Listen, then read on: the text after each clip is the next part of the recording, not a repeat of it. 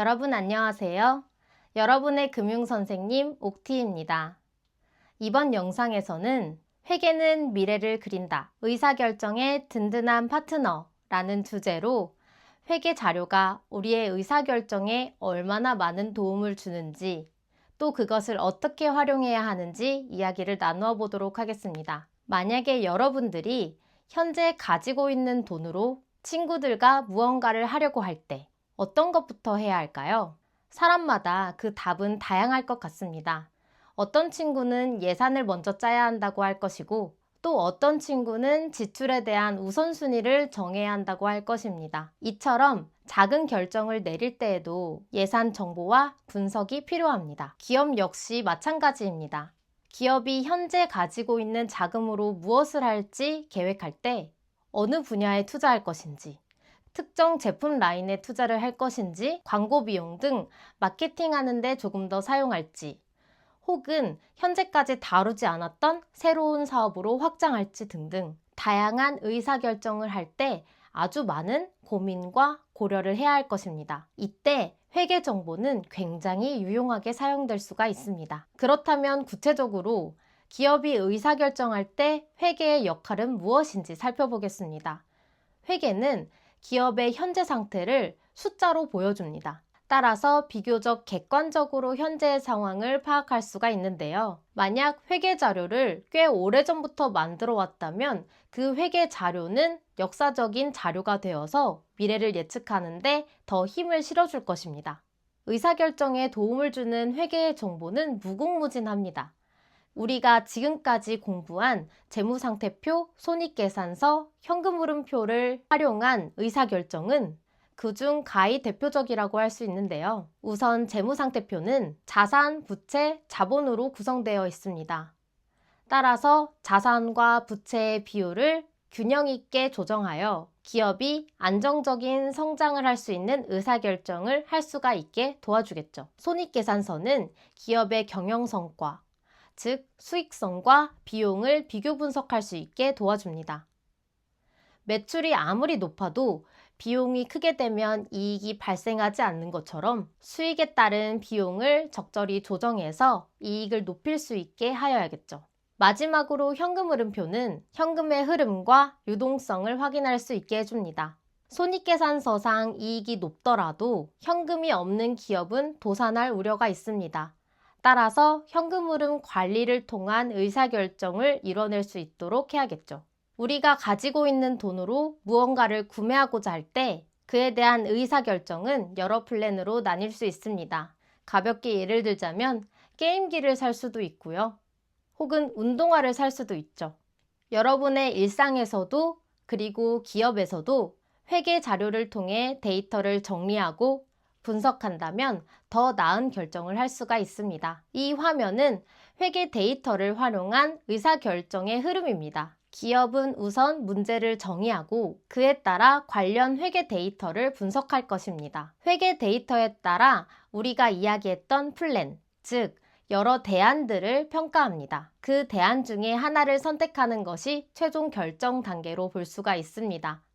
그렇다면 회계 데이터의 예로는 어떤 것이 있을까요? 여러 음식점을 체인점으로 운영하고 있는 거대 기업의 경우에는 소형 식당별 매출, 비용, 수익 데이터가 회계 데이터가 되겠습니다.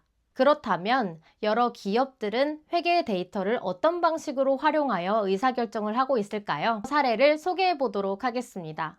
아마존이라는 기업은 초기에는 도서 판매만 하고 있었습니다. 그러나 도서 판매만으로는 기업을 유지하기에 어려움이 있을 것이라 판단하였습니다. 그렇다면 어떤 제품군으로 확장을 도모해야 될지가 고민이겠죠. 이럴 때 회계적 접근을 활용했습니다. 도서 판매 데이터를 분석을 해보는 겁니다. 그리고 카테고리별 수익은 어땠는지 확인할 수가 있습니다.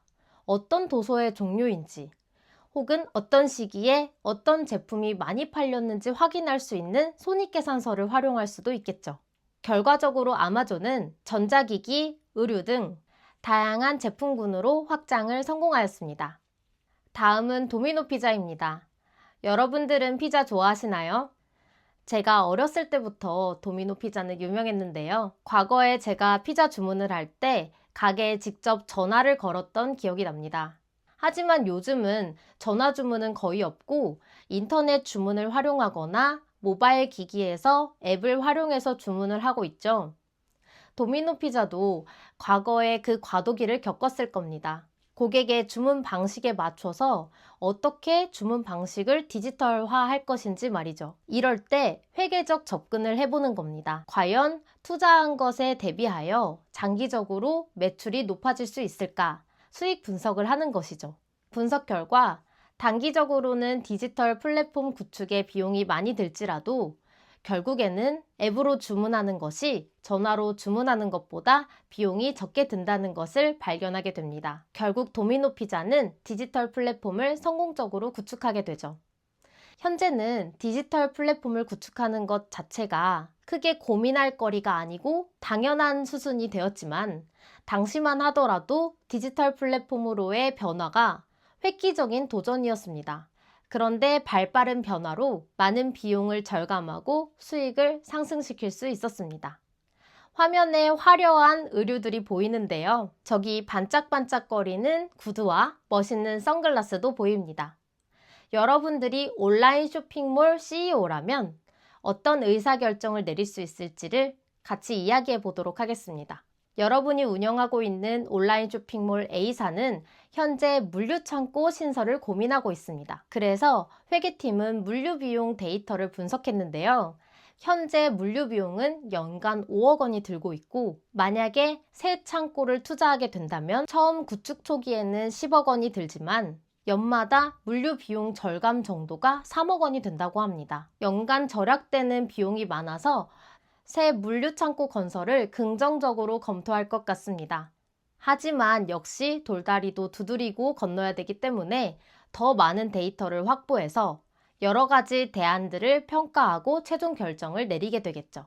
회계는 기업의 데이터를 숫자로서 정리하고 표현하는 도구입니다. 하지만 그 숫자는 단순한 숫자가 아닙니다. 여러분이 그리고 기업이 목표를 세우고 계획을 세우고 결국에 더 나은 선택을 할 수 있도록 도와주는 도구입니다. 오늘 여러분이 온라인 쇼핑몰 CEO가 우리의 되어서 삶에서 고민했던 여러분들은 그 퀴즈처럼 끊임없이 고민하고 선택할 일이 많이 생겨날 겁니다. 그때마다 우리가 회계라는 도구를 사용할 수 있다면 그 어떤 결정을 내리더라도 결국에는 크고 작은 성공을 불러올 것이라고 믿습니다. 여러분이 금융을 여는 삶에 이 회계 기초 강의가 든든한 기반이 되었길 바라면서 여기서 마치겠습니다. 이상으로 여러분들의 금융선생님 옥티였습니다. 고맙습니다.